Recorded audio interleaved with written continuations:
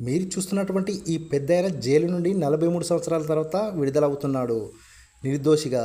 రీసెంట్గా అలహాబాద్ కోర్టులో ఈయనకి అనవసరంగా 43 ఇయర్స్ శిక్ష వేశామే అని ఫీల్ అయ్యి రీసెంట్గా మే 20, 2025 నాడు విడుదల చేశారు.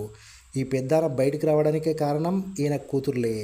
చాలా సంవత్సరాలు పోరాటం చేసి వాయిదాలు వేసుకుంటూ ఈయన బయటకు తీసుకొచ్చారు. ఇప్పటికీ మీకు ఫ్యూజులు ఎగిరిపోయే ఉంటాయి. ఆయన జీవితాన్ని లీగల్గా అందరూ నాశనం చేసేశారు. మ్యాటర్లోకి వస్తే 1977లో ఒక హత్య కేసులో ఈయన మీద మోసేసి 1978లో ఈయనకి ఒక భయంకరమైన శిక్ష వేశారు. అది యావజ్జీవ కారాగార శిక్ష. అంటే ఆ రోజు నుండి ఈ రోజు వరకు ఈయన విడుదలయ్యే వరకు ఆయన కూతుర్లు చాలా కష్టపడాల్సి వచ్చింది. అందుకే మనం చిన్నప్పటి నుండి ఒక డైలాగ్ వింటున్నాం, 100 మంది నేరస్తులు తప్పించుకున్నా సరే కానీ ఒక నిర్దోషి శిక్ష పడద్దు అనేది ఇందుకే.